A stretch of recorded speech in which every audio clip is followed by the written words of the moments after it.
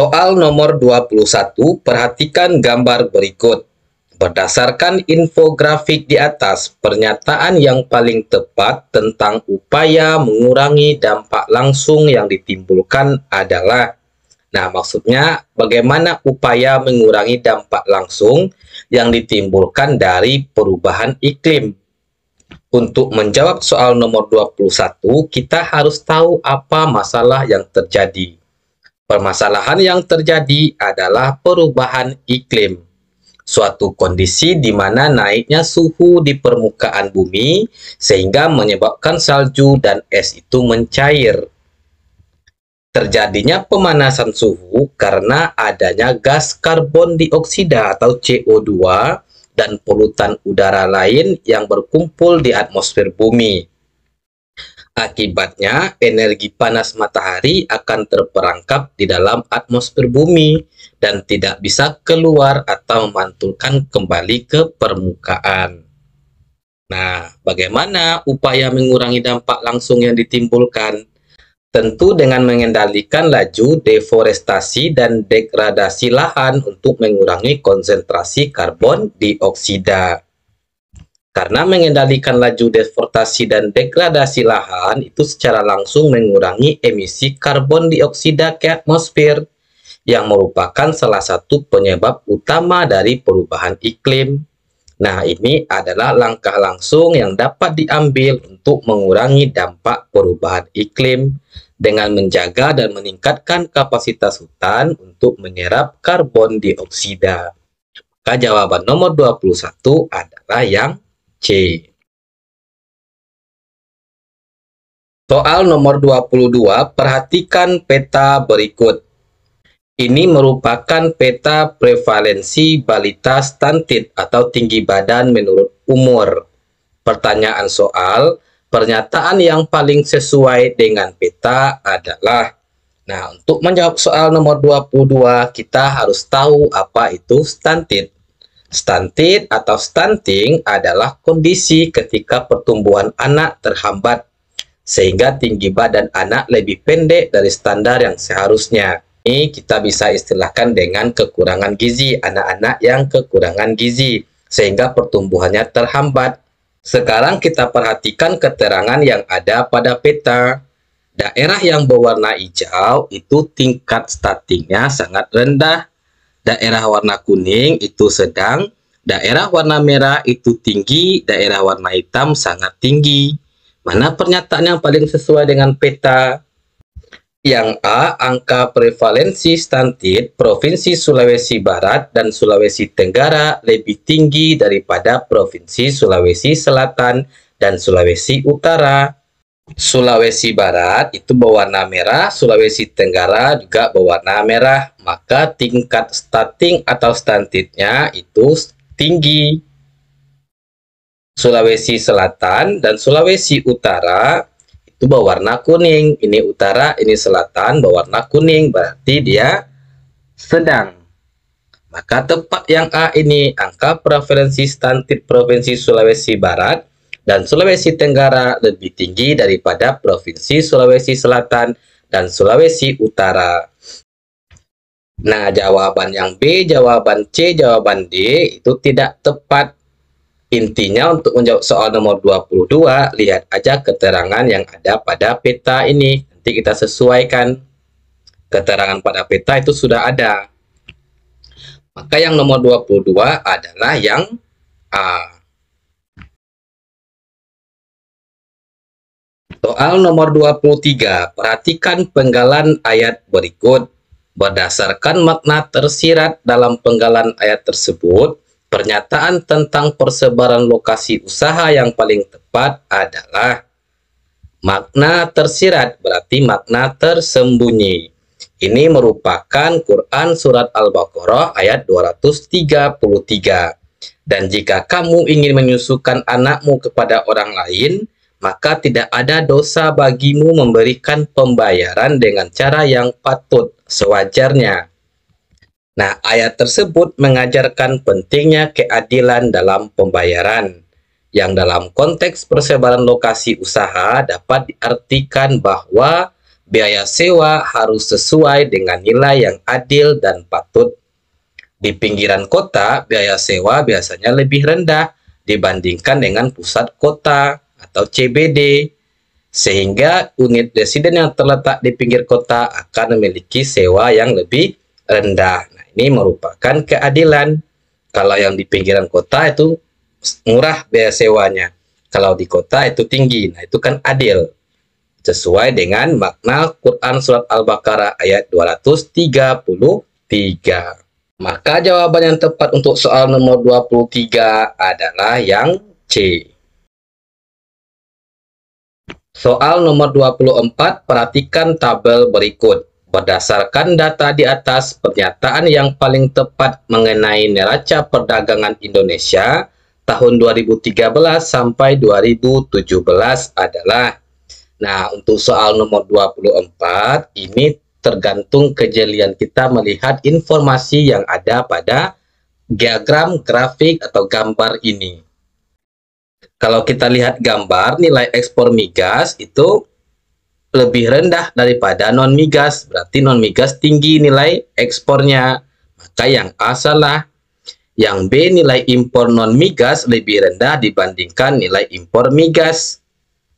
Migas itu 45, 43, 24, 18, 24, 21.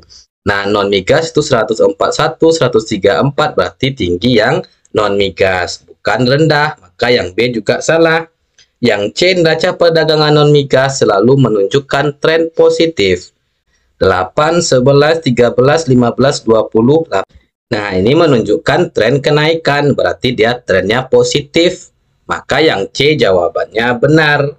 Yang D, nilai ekspor migas bisa menutupi defisit nilai impor non-migas. Nah, ini belum tentu.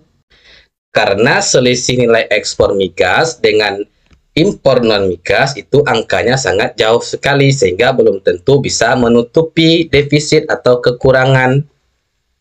K yang benar adalah yang C.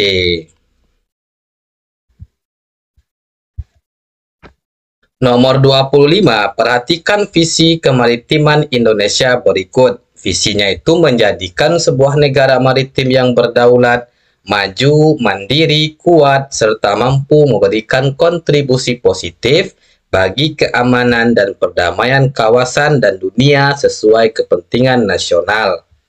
Nilai etnologis yang tertera dalam rumusan visi adalah, untuk menjawab soal nomor 25, apa itu etnologis?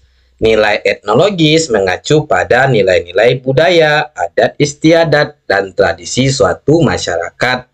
Dalam konteks visi kemaritiman Indonesia, nilai etnologis yang tercermin adalah bagaimana masyarakat memandang dan mengelola sumber daya kelautan mereka. Maka jawaban yang tepat adalah yang B, dengan mengelola sumber daya kelautan secara optimal dan berkelanjutan untuk generasi bangsa.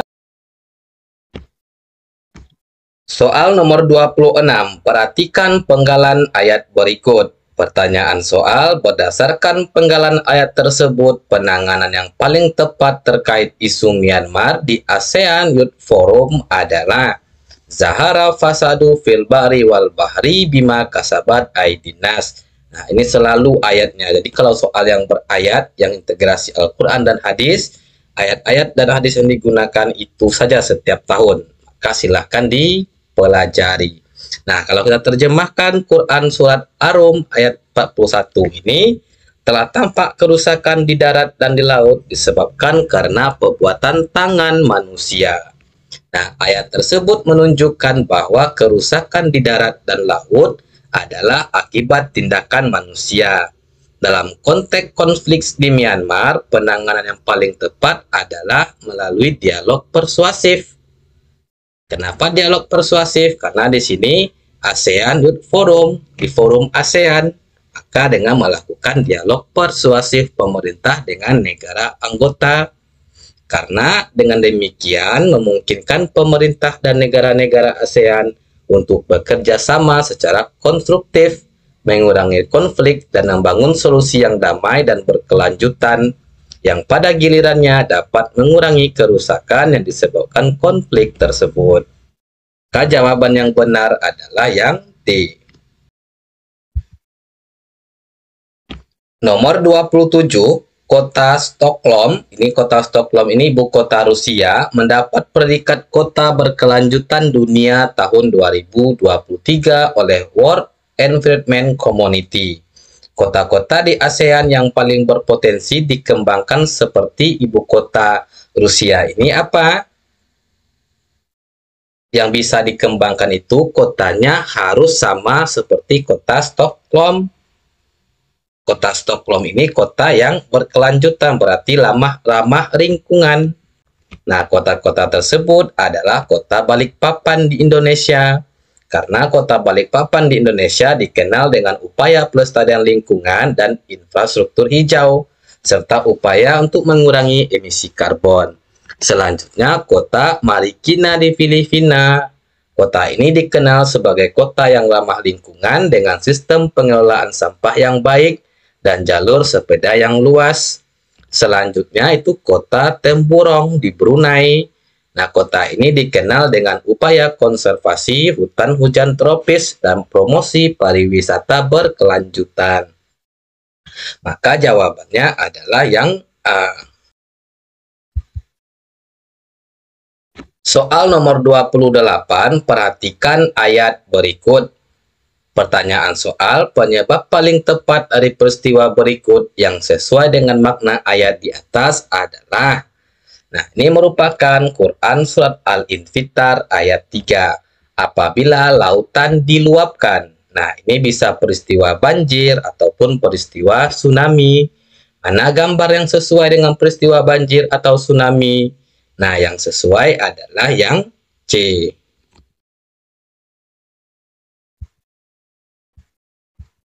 Soal nomor 29. Amir berasal dari kota Surabaya.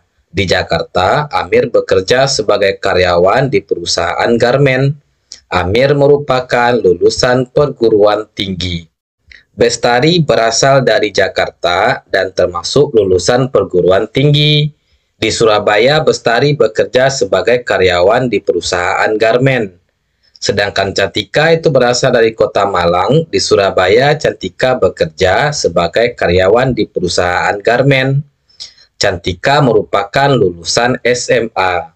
Berdasarkan kondisi di atas, grafik interseksi yang paling tepat adalah, nah untuk lebih jelasnya, interseksi itu adalah konsep yang menunjukkan bahwa identitas seseorang tidak hanya terdiri dari satu aspek tunggal, tetapi dari banyak faktor yang berbeda-beda yang saling mempengaruhi. Nah, singkatnya interseksi ini merupakan interaksi masyarakat majemuk. Nah, identitas ketiganya itu dipengaruhi oleh kesamaan pekerjaan, yaitu bekerja di perusahaan garmen. Kalau pendidikan sama daerah asalnya mereka berbeda-beda, maka interaksi atau hubungan orang ini tidak dipengaruhi oleh daerah asal ataupun tingkat pendidikan, tetapi dipengaruhi oleh kesamaan profesi, yaitu bekerja di perusahaan garmen. Untuk menentukan grafik yang tepat, lihat mana interaksi masyarakat majemuknya yang tidak terputus atau saling berhubungan. Nah, kalau kita perhatikan yang A, itu si Cantika itu tidak berhubungan dengan si Amir sama si Bestari. Kalau yang B, itu mereka bertiga itu disatukan oleh kesamaan pekerjaan. Kalau yang C, menandakan si B ini disatukan oleh si A sama si C nih. Nah, si C itu tidak ada interaksinya, si A pun juga nggak ada interaksinya. Maka yang C salah. Yang D itu juga terpisah interaksinya. Berarti ini tidak disatukan. Nomor 30. Perhatikan ucapan sahabat Abdullah bin Mas'ud yang diriwayatkan oleh Ahmad berikut. Sikap masyarakat Badui yang paling sesuai dengan riwayat Ahmad tersebut adalah, kalau kita terjemahkan, maka apa saja yang dipandang baik oleh kaum muslimin, maka itu baik di sisi Allah. Dan apa saja yang dipandang jelek oleh kaum muslimin, maka itu jelek di sisi Allah. Pernyataan yang paling sesuai dengan ucapan sahabat Abdullah bin Mas'ud tersebut adalah opsi yang A, meyakini perbedaan tradisi dan adat istiadat dengan suku lainnya. Ini karena ucapan tersebut menekankan bahwa apa yang dipandang baik oleh kaum muslimin adalah baik di sisi Allah, dan apa yang dipandang jelek oleh mereka adalah jelek di sisi Allah, yang mengindikasikan penghargaan terhadap perbedaan budaya dan adat istiadat yang ada di masyarakat. Jadi sikap masyarakat Badui yang paling sesuai adalah meyakini perbedaan tradisi dan adat istiadat dengan suku lainnya. Jawaban yang A.